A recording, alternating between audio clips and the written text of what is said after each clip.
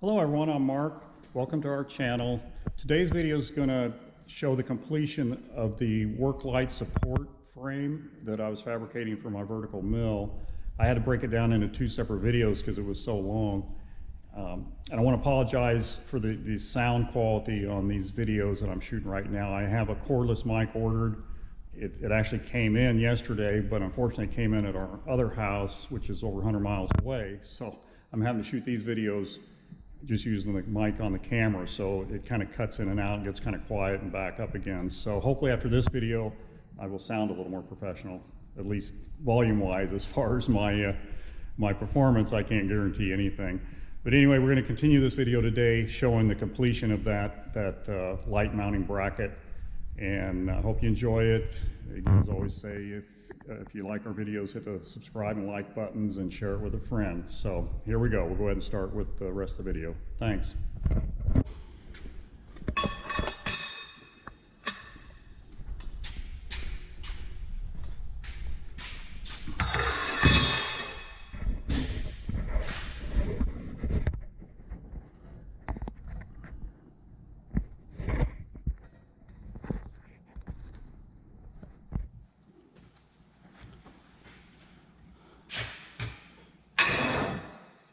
So the way this is going to work,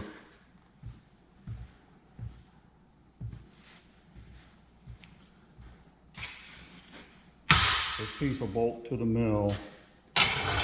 These two pieces will be welded, coming at an angle like this, equally. I'll have a cross piece, and I'm going to have to cut it out of this piece. We'll go across top, and then I have these two that will weld onto them, sticking straight out, and the light will hang off of that. So to start off with, I'm going to put me some reference marks on the table here, because again, this isn't super critical. So I mean, you know, if you're doing something you could be doing a lot more elaborate setups than this, plus maybe even, you know, a weld picture to hold parts exactly the way you want them until you have them welded. But this kind of stuff, it's just not that critical. I'm off a little bit, and you'll never know it. So what I'll do is set this in the middle, align it, and I'm going to line the center of this up with that line I just put on there. And then I need since this is a 1/4 inch thick off the table, I need something on the other end to keep these level. So I'm using just a piece of 1/4 inch scrap aluminum I had laying around.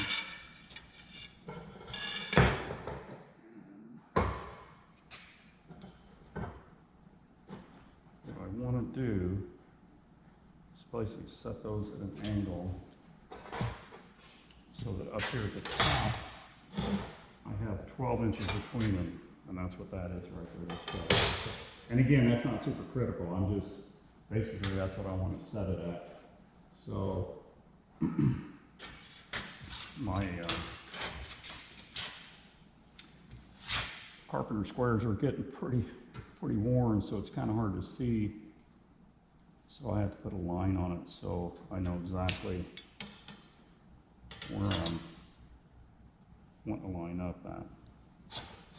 So basically I need this lined up with this line down here.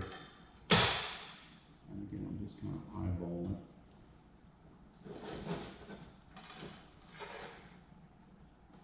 Do like that. I have this lined up and that lined up, so if I just bring it over till it just touches up there, like that, and then I want to come off the same point here, down here, do the same thing with the other one, then my angle should be pretty equal.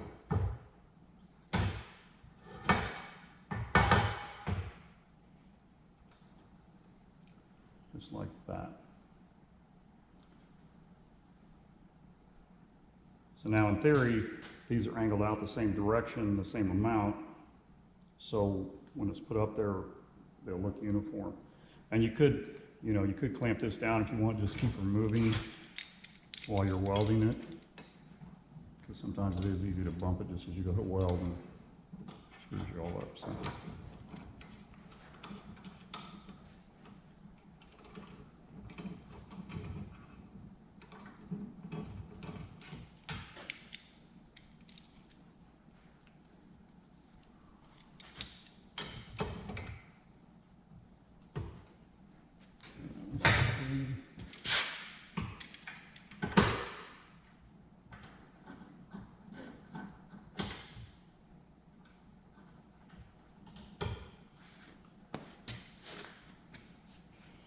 Okay, and this is weld splatter. I'm using a gas mix with this. I'm using CO2 and helium gas mix. So it's not a flux core wire, it's a solid core wire.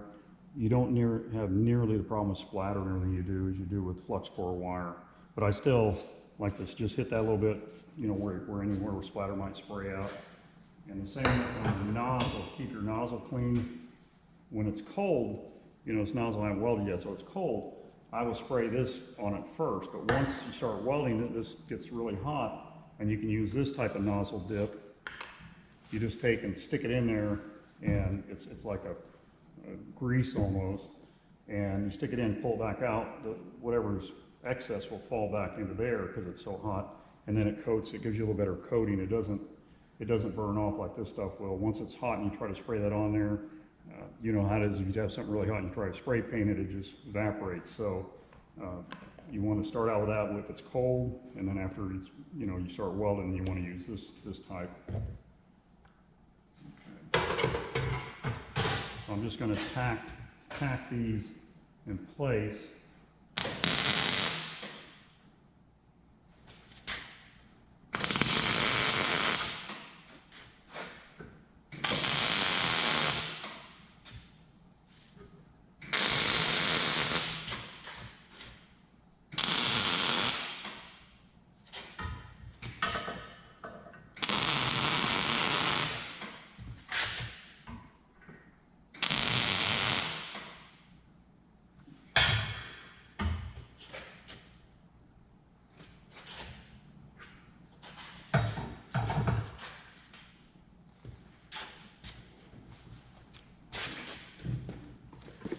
I'll go ahead and weld them now.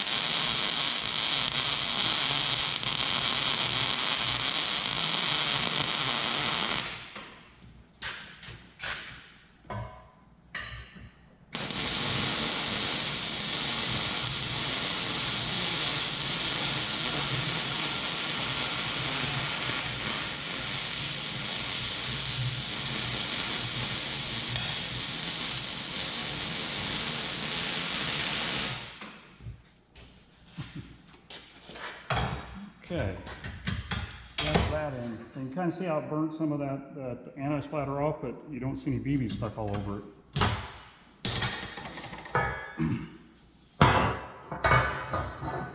So now on this end, I want to put a cross pipe in here. And so what I'm going to do is I'm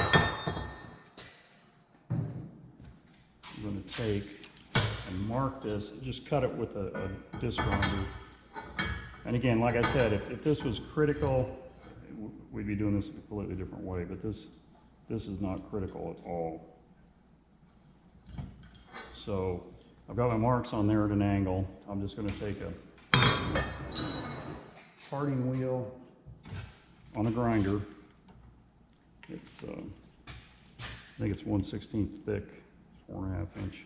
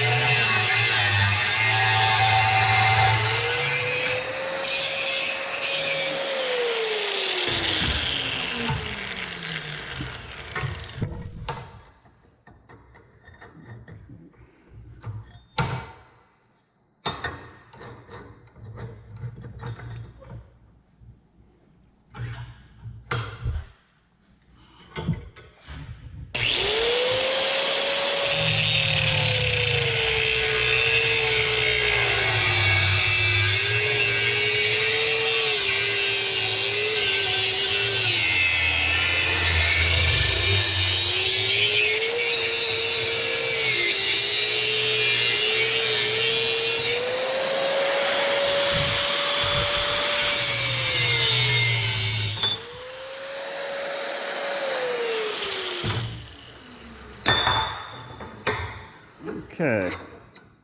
Now hopefully that'll fit like that. And like I said, it's nothing critical at all, because it's just to support those where they're spread out so far. So.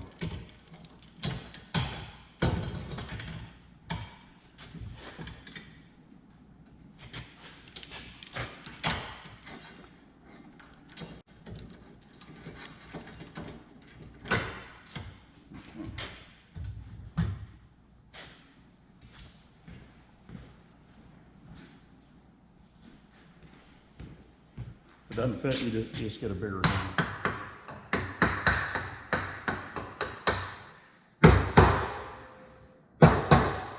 There it is. Just hit this one. It dries.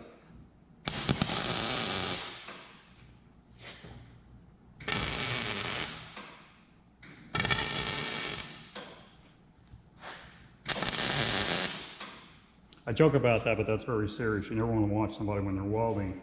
It can damage your eyes. At the very least, it can give you a bad, it's almost like a sunburn on your eyes. Trust me, you don't want to get welding flashed, because it doesn't hit you right away. It's usually after you go to bed, 3 o'clock in the morning, you wake up and your eyes feel like they're full of sand. They hurt so bad you can't hardly stand it. I've had that happen before. So when I'm tacking there, I'm actually closing my eyes as I tack. I'm not watching what I'm doing.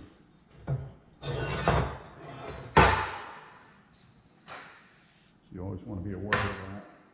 When you're around somebody that's welding, how not to look at the flash. If you do, make sure you're wearing, a helmet if you're watching them weld or something.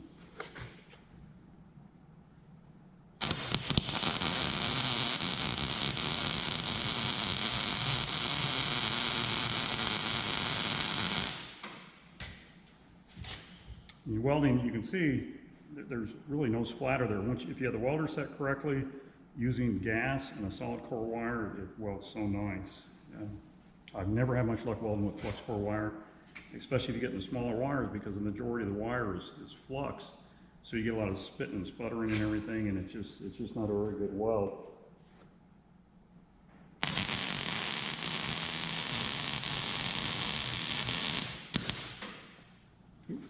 That reminds me of a story. Back years ago, we had our business in Illinois.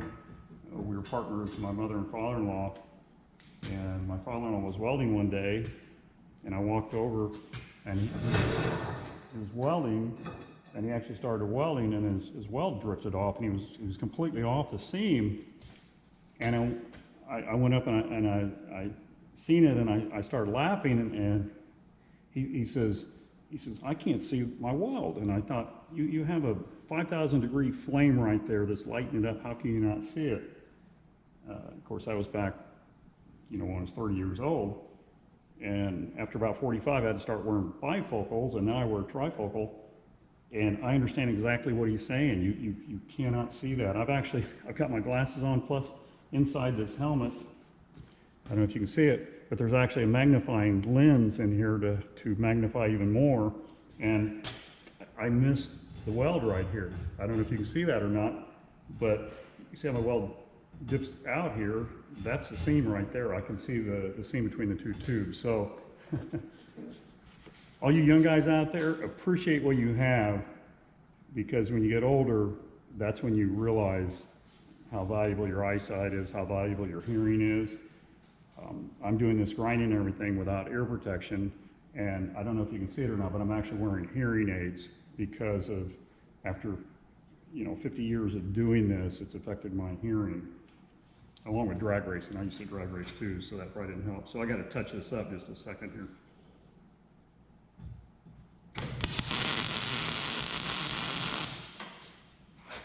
Okay.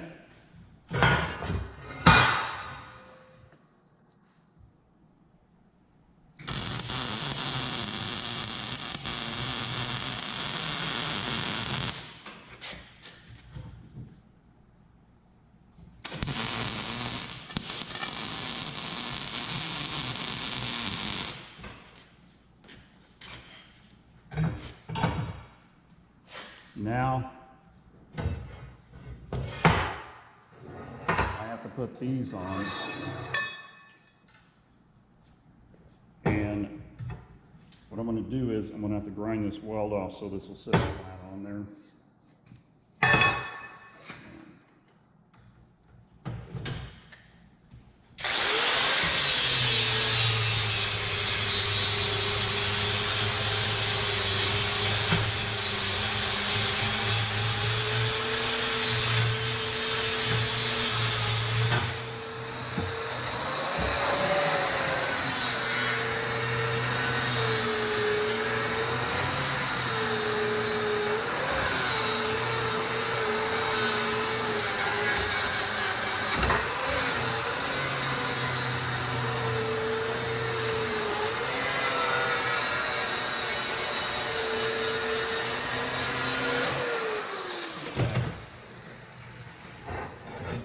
Yeah, speaking of my father-in-law and mother-in-law, they're awesome people, the greatest people you could ever meet.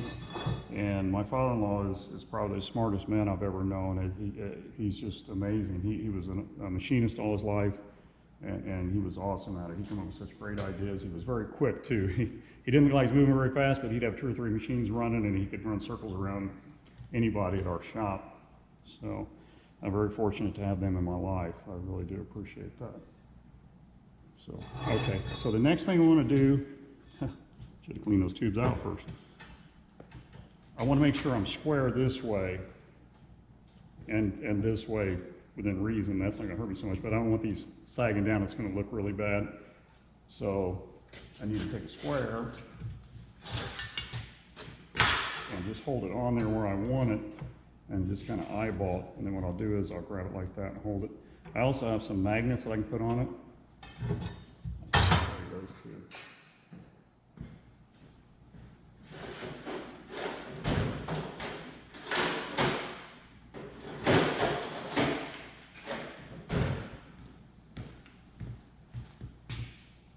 Have these welding magnets you put on here like this, and that will hold it too.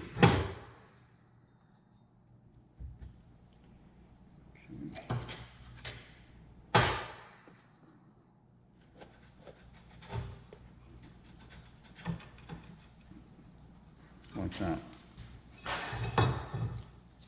And I want to make sure that I'm flat this way. All right?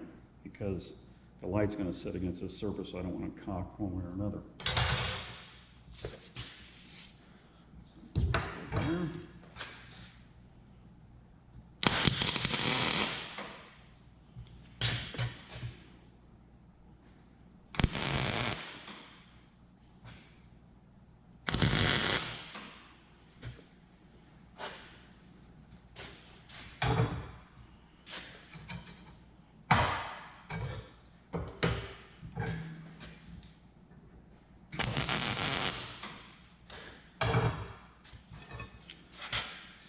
Do the same thing to the other side here. And again, I'm not too worried about the distance because I have to drill holes in the light to hold these. So whatever this ends up, that's what I'll space the light holes out to match this. Keep hitting my helmet on it and knock it off of there. Okay, that looks pretty good.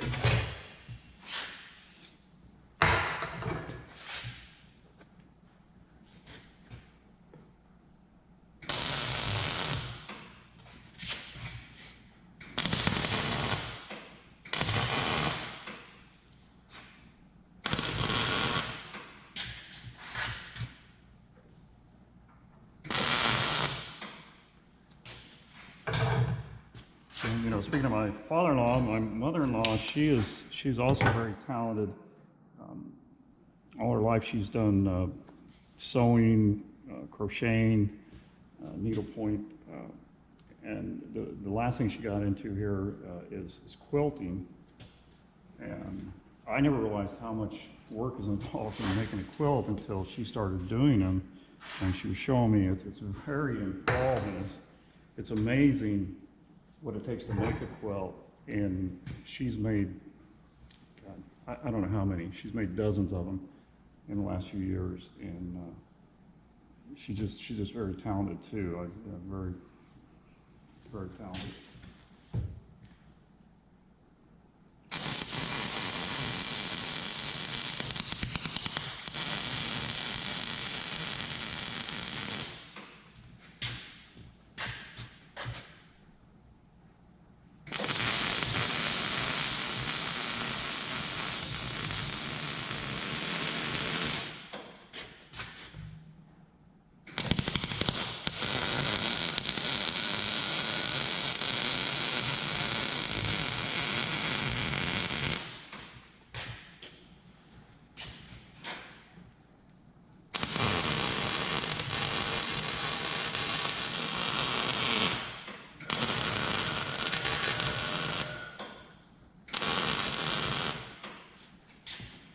The tubing's pretty thin walled, so I can't have my heat up really high, but because of the radius on this tube and everything, I got a little bit of a gap here, so I got to kind of double weld it to fill it in.